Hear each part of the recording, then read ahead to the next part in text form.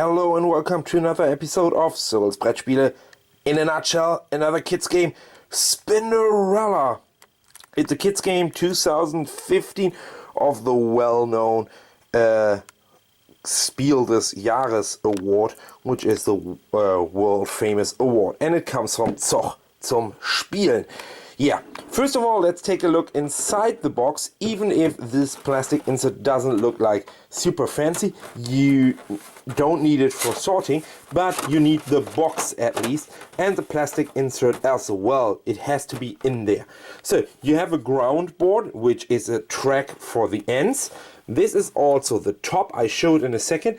These are for tiles to assemble, all of that. These are also to assemble them. Then you have 3 dice, 1 brown for the ends, 1 green determine either spider, end or leaf.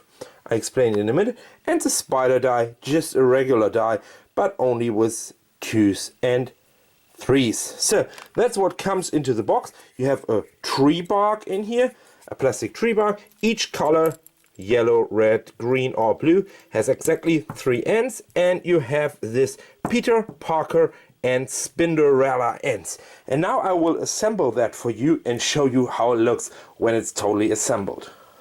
You put the end track in here, you put this side tiles on here. Keep in mind that these clips has to be outside of the box, of the cardboard box. Then you have the roof on here, red dots to the ceiling, and here the leaves from that type, side, and you put this little brown planks on it here. Isn't it beautiful? But it's getting better, believe me. What you're doing is you put in Peter and Parker, and 2 red dots here must be between a direct line of Peter and Parker. Either this and that, or that and that. Then with magnets, and now with magnets you assemble here Peter and Parker here, and you have Roberta, Spinderella, however you want to call this spider, hanging up here. So you put all your starting ends on this starting area here, like this, all of them in a pile, and you put the tree bark randomly on a spot on one of these dots here, like this. Now what you're doing is you determine the starting player and roll the dice. Let's imagine like this. Bad example. So like this. This brown die always represent the end die. So now you could move with an end up to 5. The black die always represent the spiders. The spiders are always Peter and Parker, or the other way around. And this die determine what you can move. The leaf means you can move, first of all, the tree bark. Why you want to do that, I explain in a second, like this. And in addition, you can choose either end or spider, 5 or 2. Let's say you take the spider. However, if you roll the spider, obviously you have to move the spider. Then you pick one of your spiders, 1, 2, 3, 4, 5 spots, and just go there. Let's remove the bark for a second. Whenever the next spider is coming and landing on the same tile, you just simply put it on top. If there's another spider coming, you just simply land on top. If for any reason the yellow spider is now moving 2 more spots, you take all of them and they are going like on a backpack over there. However, whenever at any single point, and I turn it around like this, now Robella is coming around like this, then she could grab, did you heard it?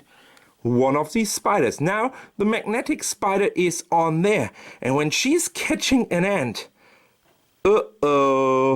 this ant is captured by the spider and has to go back to the starting position over there.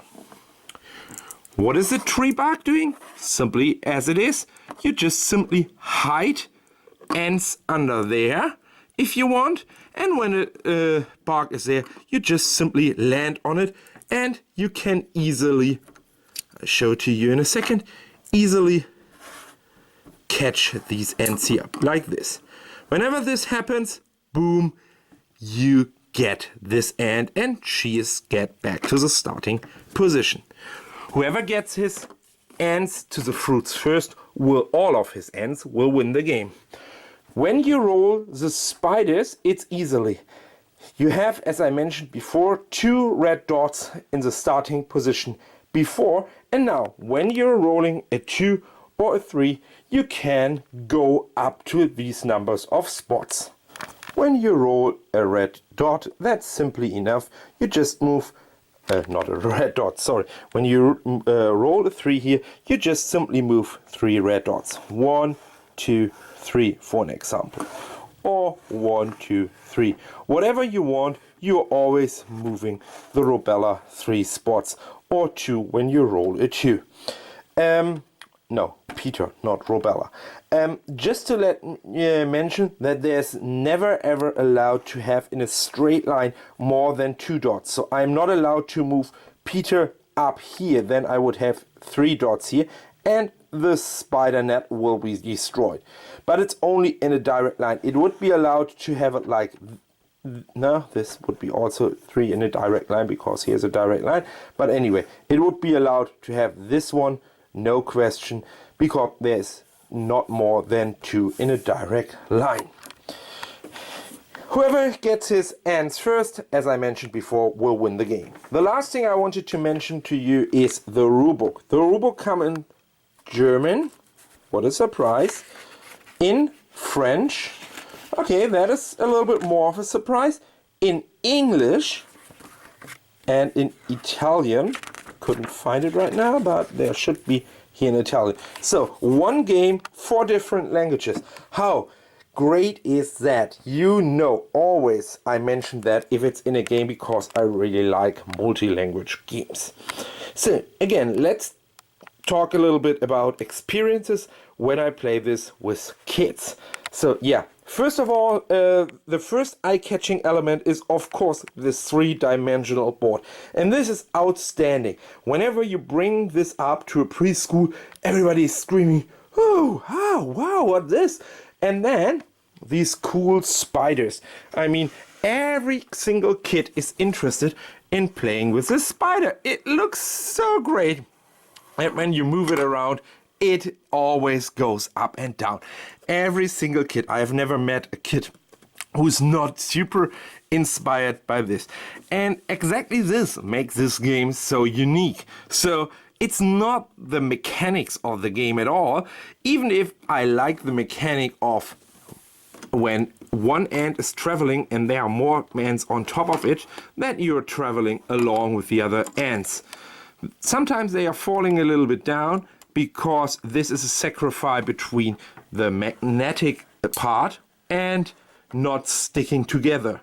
However, it is from the mechanics, again, not the world greatest game ever, but the components make this game so unique that is, or was for me, the game of 2015 for kids. So this was the greatest game. I had the best experiences with my little girl. She was always screaming, spider, spider, spider, where's the spider? Maybe you remember this Kakala loop or cockroach looping I showed you a couple of times, and she was always screaming spider for a cockroach.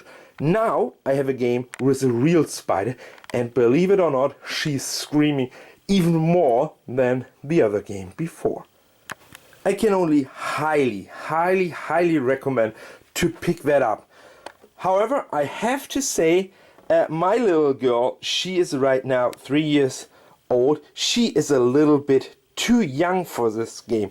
So dexterity skills, fine motoring skills are not good enough to coordinate that here. She is also too super excited to do that. She is not really focused on die rolling. Rules are not good enough for a 3-year-old. However, and say that again, I cannot say that enough. It is designed for 6 plus, and this is exactly the range I would recommend as well. But then go grab, pick it up, and I can guarantee you a lot of fun with Spinderella from Zoch zum Spiel. And last but not least, another 3D experience of this game. See you next time. My name is Nils, Cyrils Brettspiele. Bye.